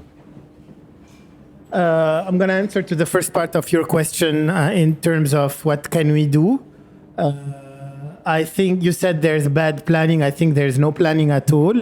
You talked about economic. You talked about the economic interest. Economic interest prevails on everything else, and the economic interest of a few groups and the companies that revolve around them. Unfortunately, the only thing, my only answer is to change the political personnel. It's the only way. It's not. We tried so many times. We gave them a chance. We hoped they're not gonna change. They have vested interest. They want to economic vested interest, political vested interest. They have international connections. They will not change benevolently by themselves. How can we change the political personnel? Well, I don't know. I don't have an answer to that. Elections is one, violence is the other. I don't know. I don't have an answer. Stephen, or sorry, it was maybe she wanted first. Is your question related to this topic? Okay. So just on that question, and linked a bit to your slightly different perspectives on 2005 as to whether it was a complete disappointment or had some potential that ultimately became disappointing. You talk about changing the political personnel. I think there's a choice between saying political parties is one thing, civil society is another thing, and hope comes from civil society, versus saying, is there any hope in any of the existing parties which have a structure, which have roots, which have a legacy? Yes, people's dads and granddads did some quite unpleasant things, a long time ago. But rather than setting up new structures and having to do campaigning and all the infighting and the discussion, and I just don't know, to your point about how you change this, you can look at all kinds of examples around the world where political parties have completely changed what they stood for. And so whether is that a fruitful avenue or is that a complete dead end? And it's more building over time. You want to go first and then go ahead. Sure. Thank you, Stephen. I appreciate the question. Lovely man. Thank you. Where's my drink? I appreciate the question. I think it's the right question, and I think you lose friends when you answer accordingly. I remain on the margins. I fully subscribe to your view. I wholeheartedly believe in the premise. So it's the right question, but you don't get a big audience. I don't think, and I'll echo what you said, Michel, I don't think civil society is special or noble. They may say the right things often. For the most part, maybe they stand tall in the messaging and the desire. But I think the story of reform does happen through Lebanese political parties. It doesn't happen through activists only. And I think the real reform that should have happened among all these political parties won't happen as long as we're living in this absolute paralysis. But the direction of the question is correct. Where are you from? I was trying to get from the accent. From the UK. So I think it was last week or 2 weeks ago, I can't remember. There was somebody talking about Northern Ireland. And it was an odd comparison because we never think about Northern Ireland here. Very different geography, different history, but there's something in common, which is sectarianism and political violence. I asked this question and I got the answer I was hoping for, which is every political party in Northern Ireland is an old political party or a disarmed militia that reformed. And one of the biggest champions of noble causes is Sinn Féin, which is the IRA. I think that's reform. Hezbollah could end up like that. I don't think Hezbollah is going to disappear because of civil society or because of the Lebanese forces or anyone else. Hezbollah needs to reform, and so do every other parties. And some have tried in different ways. Some have succeeded in certain avenues. Maybe the majority have failed, but I don't know if they fail always because of personnel. I don't think if you simply replace the people, you'll get a better result. I don't know if that's the case. But the institutions that survive, yeah, they need to be reformed.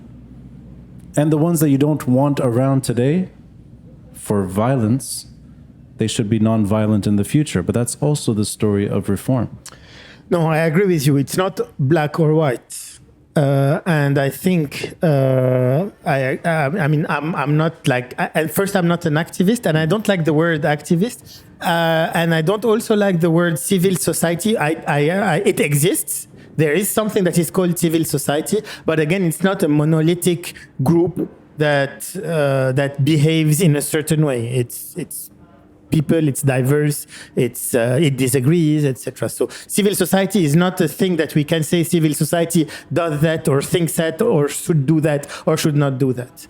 Now, the transformation of existing political parties, yes, they of course, this can and must happen. They're not going to disappear from one day to the other. But also the emergence of new actors is very important. Definitely. The emergence of new actors, new voices entering parliament and growing slowly. It takes time. It's a long process.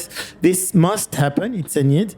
And finally, just you talked about institutions. Institutions also needs to be reformed. Yeah. Unfortunately, today, the institutions as they are serve the purpose of the current political class. So the political class have no incentive in transforming or reforming the institutions. I'll sort of add to the question by asking you a question, and I can remove this from the episode if it's problematic. No. Some of the new MPs are, I think, mutual friends of ours. We know them. We know them from academic circles, and we know them from civil society. We know them from 2018. Some of them we know from You Stink. Some we just met yesterday. But we know them. Yeah. Would you put their failure on them or on the paralysis that paralyzes everyone, including the political parties? You assume I think they have failed. Oh, I don't. I think there are 12 parliamentarians in a very powerful parliament of 128 MPs. I think the system is very strong and established. I think they're doing their best. I think sometimes they disagree. I think they might make poor choices, but have failed. No, I think it's a great success given the electoral law. The resources the traditional parties still have, whether financial, political, symbolic, communitarian, international. It's an accomplishment for me to have 12 or 13, but now 12 MPs in parliament. And I don't think they have failed. I think they have succeeded in entering parliament. I don't think we can expect from 12 men and women to topple the whole system from their parliamentary seats. Especially, let me say it differently. I don't think they have failed. No. They might make poor choices, poor political choices. They might disagree together when they should agree because it's a priority. But they have not failed. What were you expecting from them to vote for a new president to elect? I don't know, to reform all the institutions from their 12 little seats in parliament. No, I'll narrow it down better. You're right. I shouldn't. That's maybe failure is not the right word for something that's still ongoing. More that we know that, for example, we talked about the silos. Yes. I think it's okay to suggest, maybe it's not, you tell me, that the 12 MPs and Tarek Bitar have nothing to do with each other. So Tarek Bitar doesn't go back to his work, not because the 12 MPs want him to or don't want him to. I think that's what I was trying to get at. So that they're shackled the same way any MP is shackled from any political party. We'll go all the way. I mean, it could be the more problematic figures to the more likable. Doesn't matter. It could be Kataib, could be whatever you want. Go to any party that claims to be reform-minded. I think they find themselves in the same situation. So that is, I think, the backbone of the question, which is they're not better because they're new, or that they're new faces or new names. They're having the same exact issue. I don't think they're having the same exact issue at all. I think, yes, Paula, if you want to... But no, I disagree. They don't have the same behavior. They don't have the same resources. They don't have the same history. We can disagree with them. We can say you're making mistakes here and there, but they are not at all the same. At all. They don't have the same... Not the same background. I didn't mean that. More like when they transition from civil society... They transitioned from civil society to politics way before they entered parliament. Like all the political parties that transitioned from civil society to political action, like Samir Asir did when from journalist he became the founder of the democratic left, like the people of Beirut Madinati when they created Beirut Madinati and ran for election in 2018. I remember municipal elections. 16, I think. 16, yeah. They are once you engage yourself in political action and you create parties or you join political parties, you're not civil society anymore. They are not civil society, for me. Did you want Paula, you wanted to say something? Yeah, I wanted to say that we cannot judge as of now whether they have failed or not. We will be able to do this in 4 years' time, and I think if they learn from its process, they need to learn from what they're doing, and then you'll be able to evaluate their actions. But also, they're also achieving things which are useful to the society as a whole, which is being our ears and eyes inside the parliament. And a lot goes on in the committees, which are usually not public. Yeah. And they're able, if you've noticed, since 2019, a lot of things cannot just, the politicians are no longer able to pass things through. A lot is known and people react, even in the media. And so you cannot expect things to change overnight. So I think instead of having, I don't know what's the perspective. Why are you saying they have failed? No, not. Maybe I'll backtrack the word failed because you're right. It's less than 2 years since they. Not only it's less than 2 years, but also they're only just 12. over a year. The expectation. No, you're right. I'll change that word. I meant their successes do not happen because of the same issues that prevent anyone in a position of power. I think that's what I was trying to get at. All the things that they were voted in on, All the things we voted them for have not materialized. But I don't blame them. But they're only 12, and they're not in government. They're only in parliament. I'm not saying it right. I don't blame them or anyone else who's trying to do the same thing, and it doesn't happen. I don't think it's their fault. That's what I meant by failure, not that they are failing. But what were their objectives? Can I give you a personal story? Yes. Two MPs we know. I would go with them. Maybe they don't want me to share this. Maybe I'll edit this from the episode. They asked me to join them several times at the silos when they were burning, Najat and Milham. So we would go on these weird night rides. I'm with them and their bodyguard, and we're driving in the port near the silo. We're getting very close. They were on fire. This is before the first. This is around the first year anniversary, if I'm not mistaken. So it's a while back. Second year, sorry. It was last summer, yeah. Last summer, right. So that 2022. Thank you, yeah. So they're already MPs. They're already in power. And They're not in power. yeah, 2022. As MPs, they are not in power. They were elected. But it's not power. Power is with the government. It's Sorry. important. It's Sorry. important. They don't have power. I agree. No, I think we're saying the same thing. It's just not. But it's important because if you say they failed while they were in power, they are not in power. I backtrack the word fail, not fail. And power. No, they're in government. No, they're in parliament. They're in parliament. Yes. They have parliamentary authority. That's all I mean by power. I don't think Najat or Milham have any power. Exactly. Yeah, but I'm not talking about. Sorry? Wallah, your crowd is tough.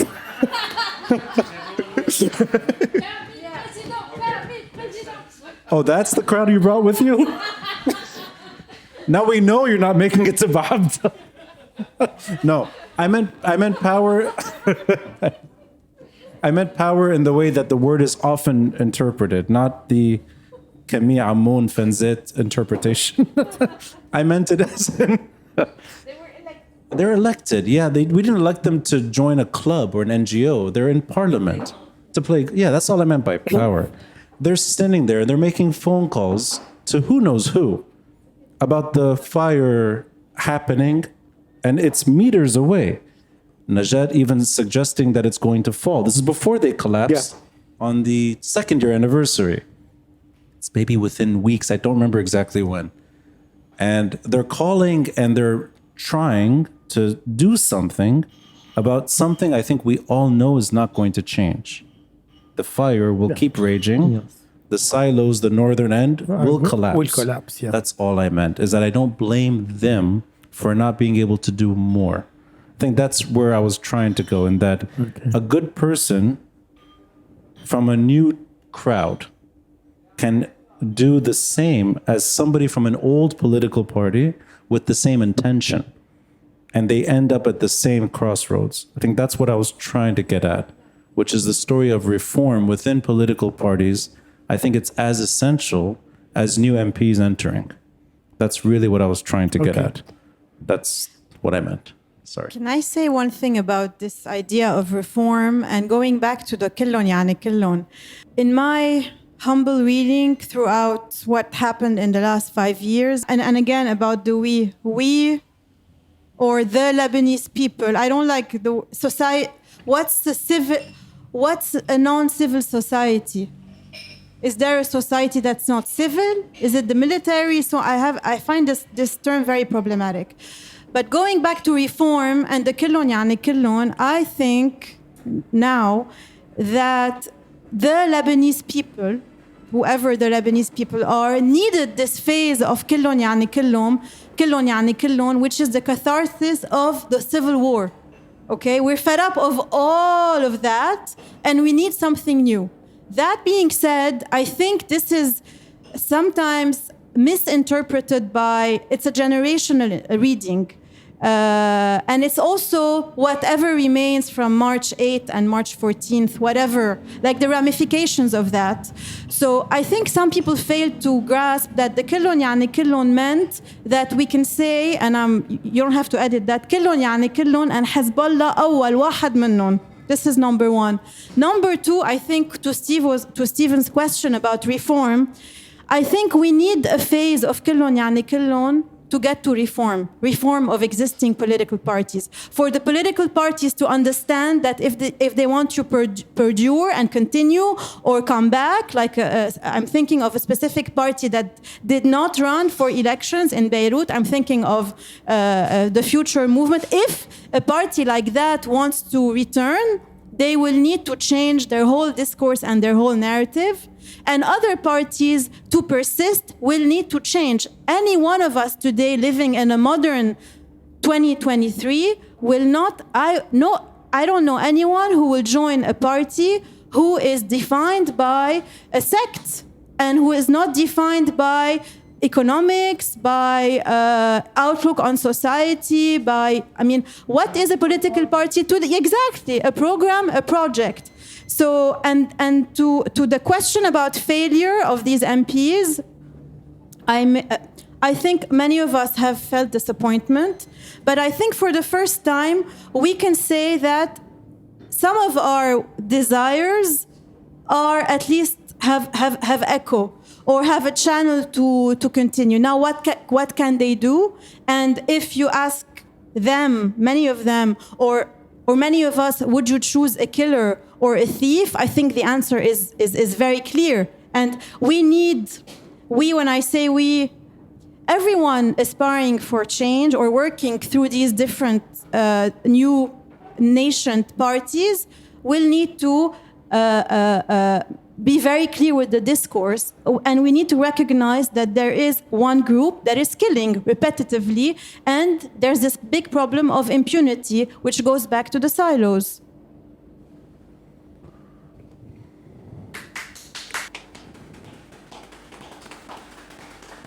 So if the gentleman that's filming in the back, don't put it all, it's going to go on the podcast eventually, so please don't, yeah?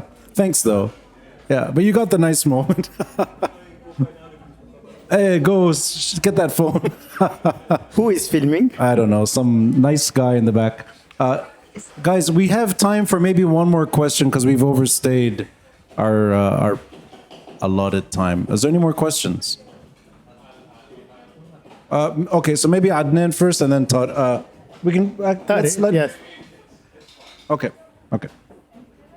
Go ahead, Tariq. Go ahead. Okay. I mean, Camille, at some point, I mean, what you read was mostly about corruption, right? And then, Ronnie, you talk about mostly the system, right? I mean, at the end, the system itself is like too powerful, and they failed in a sense that they were not able to change because the system itself, and like you equate them somehow with the other MPs as well, in saying that that is the system that is problematic. And the same. And when you talk about corruption, it's as if there's nothing you can do about that, and as if the corruption is not caused by someone, as if it's like a fact of nature, right? And then, what you just said at the end, eventually it boils down to being the fault of a single party, right? Which is also, what Sarah was referring to at the end, not to defend anybody, but just like, my question is, does it really boil down to that single issue that we have, or is the problem caused by others as well? And is it really a systematic thing, or are we part of? Who's really responsible for that corruption, and is it really beyond repair? And if you need to change persons, or do you actually need to change like a single person, and then the other would automatically? That's a bit simplistic, but anyways, I'm simplifying my question just to get a straightforward answer. Thank you. I don't think there's. You go. Yeah, I don't think there's a straightforward answer, and Yes, to go back to what Sarah Lily was saying and what we said earlier, there is a difference between guilt and responsibility. And there's a scale. And the only way to know or to establish, because we sense, we probably know, to establish for real is a trial of all these people that have been ruling Lebanon for the last 40 years. I don't know, local justice, if it's independent, an international tribunal, who is responsible for everything that happened, from the assassinations to corruption, to the financial collapse, to the explosion, etc., etc. They are all here in power. Some are more responsible than others. Some are guilty and others are just responsible. Some have made poor political choices. But there's no...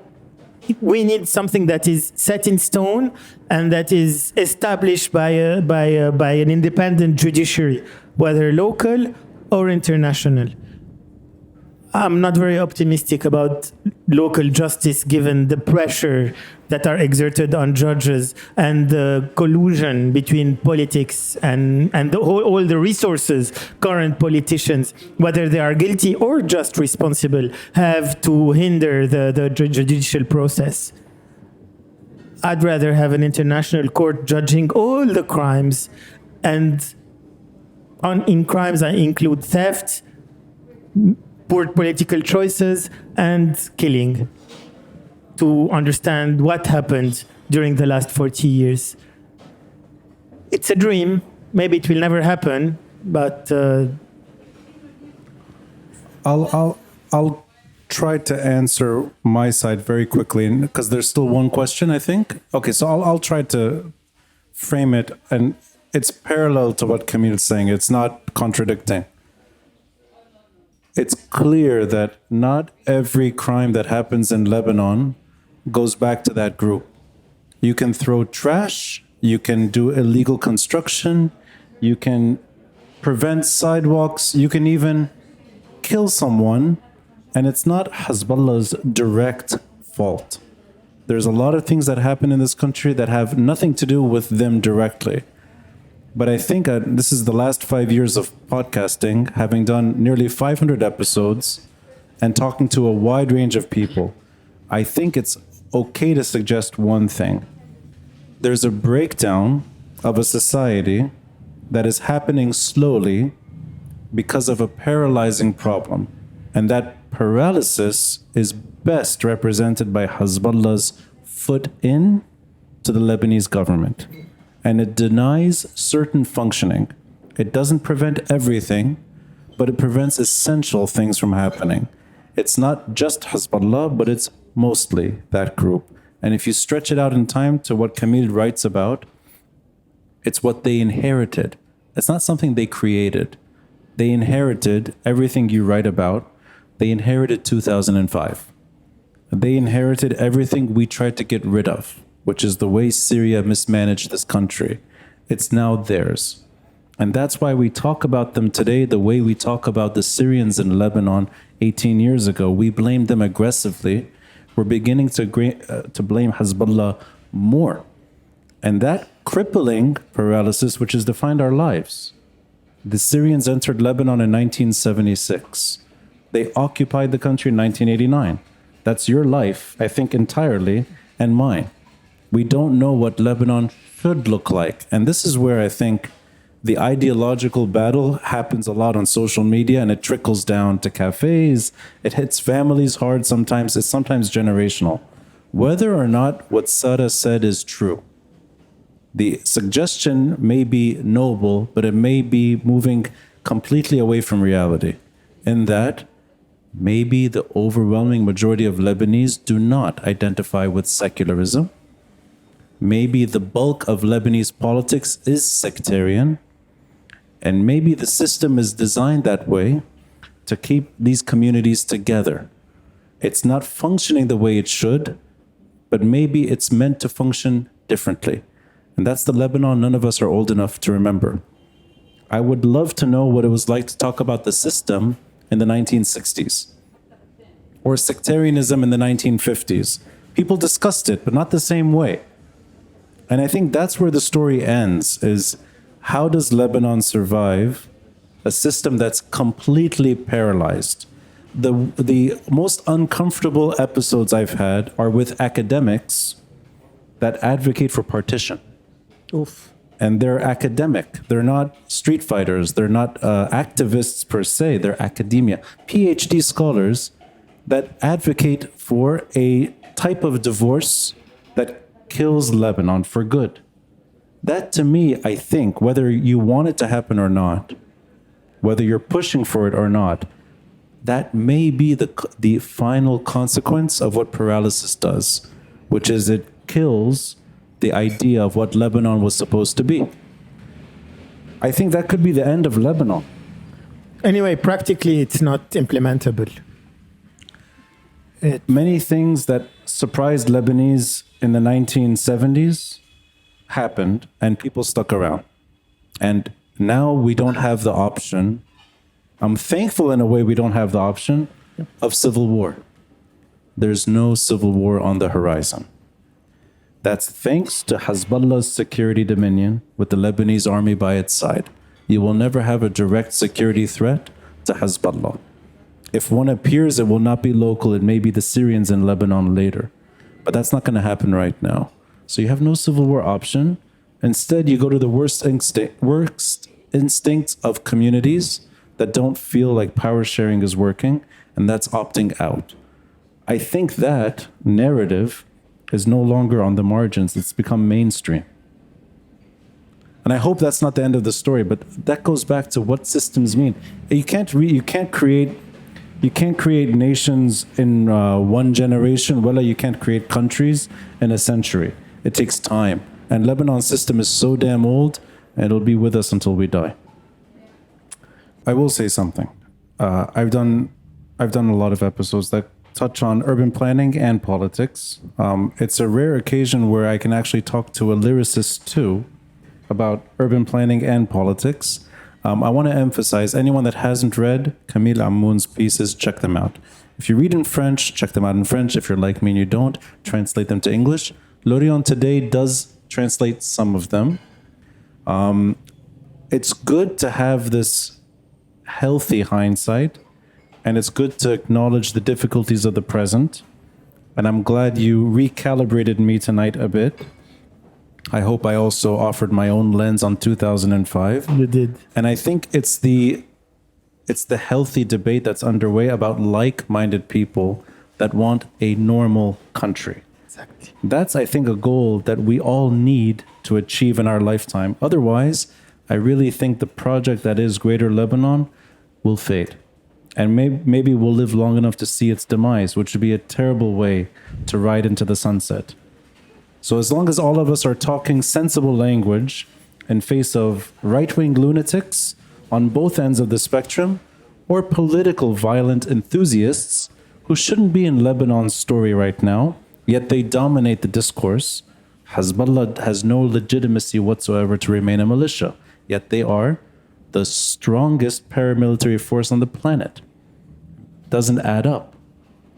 As long as there's people addressing this day in, day out, at least the narrative is intact. And if we lose that narrative, we're not honoring Samir Asir anymore, and we're not honoring civil society either. So I think you do both eloquently. You're the record right now, 3-hour podcast. Thank you, Ronnie. Thank you very much for Thanks having to the me. audience too.